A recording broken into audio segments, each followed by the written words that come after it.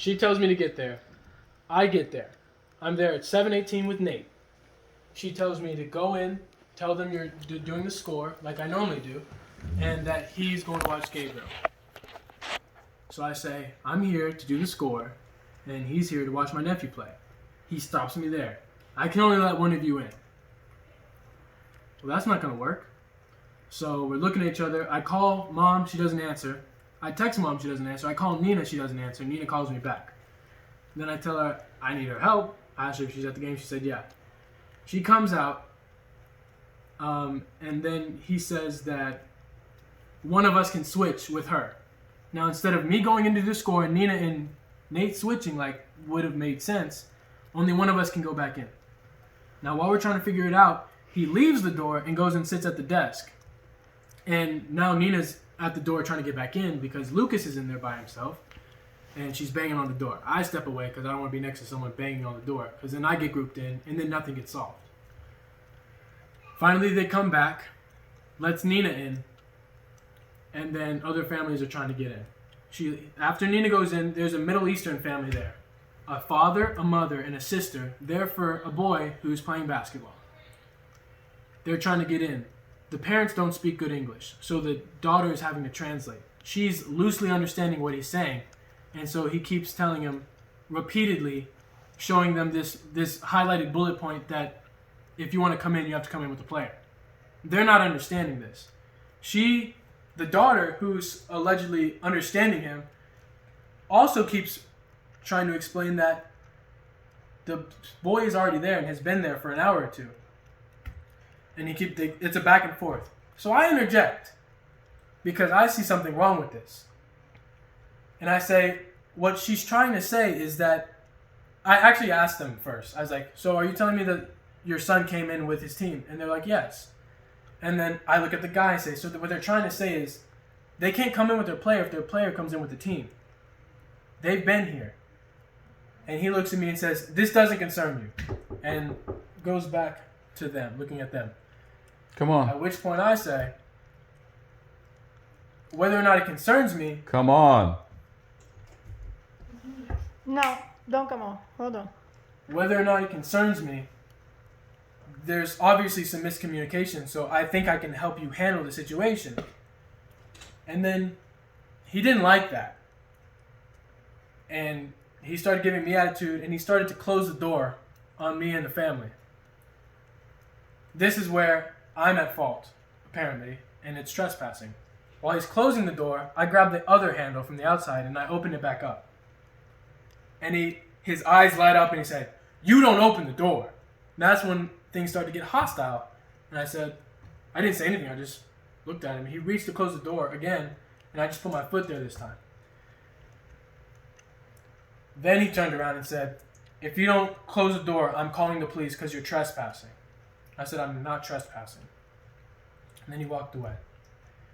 And then I was fully prepared to have the police call on me because, one, I wasn't trespassing, and if we need to blow this up so we can put some light on this issue, I'm fine with it. Because I know I'm not at fault. And if I am, I'll take it because, as far as I'm concerned, I'm doing the right thing. But the dad looks at me and he's like, thank you for trying to help me. Or he tries to say that. And he pats me on the shoulder and just says, let go of the door. And they leave. So I let go of the door. Then Nina comes. Nina already came back out with Lucas. And Lucas is jumping on me while this is happening. And I was still trying to help him out. And he wasn't having it. Help who up? The family. Yeah. So then I'm just out there standing with Nina, waiting for something. Then they didn't let Nina back in again. So Nina walked around the side. I just stood there waiting for the game to be over. And then Lucas started crying because he wanted Nina, so we went to find her. And then I got to the side door, and I saw a mother sitting there with her daughter on a chair. And I started talking to her because he wouldn't let her in because I don't know what happened.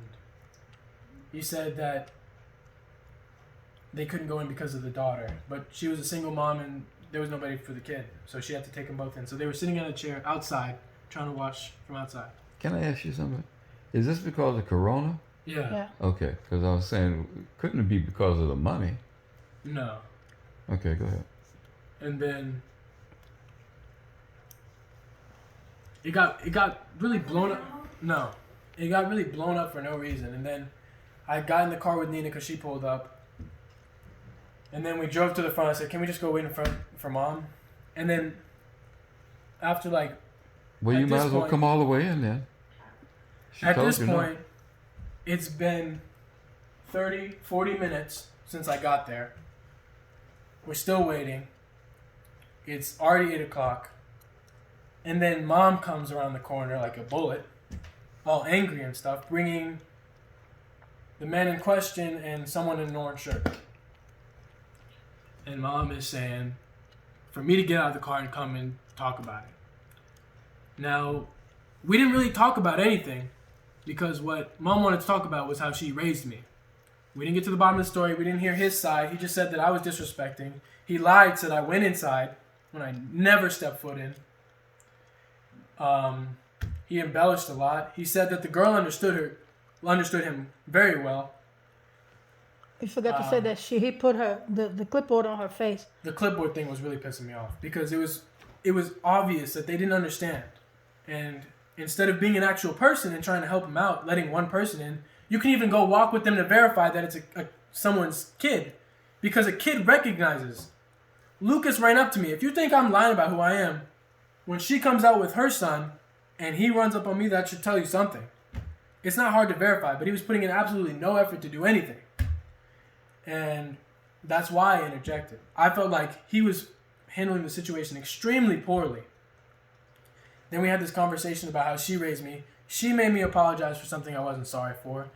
I gave in. I said, I guess I'll apologize if I offended you or disrespected you, or you feel like I disrespected you. I did this because I felt like you were handling this wrong and you were just bullying people. And then he says, I'm a grown man. He said he's a grown man. And then Sean said, I'm a grown man too. I said the same thing. And then he said, well, you should know if someone closes the door, you don't open the door. Nothing productive came out of the second half of the conversation. I apologized. He didn't apologize for anything. I'm pretty sure he's just going to keep doing how he's doing because... And if it wasn't there's clear no that accountability. I was There's nobody. there's no accountability. No. And the guy in the orange shirt didn't say anything. Not a single word. He was a except basketball supervisor. He can't say anything. The other man was the. There was no point. There was no point in that conversation. What's his name again? Because he didn't apologize. He didn't take anything. He didn't accept any of the blame. He didn't admit to being at fault. I'm pretty sure he thinks he's good. I apologized twice actually.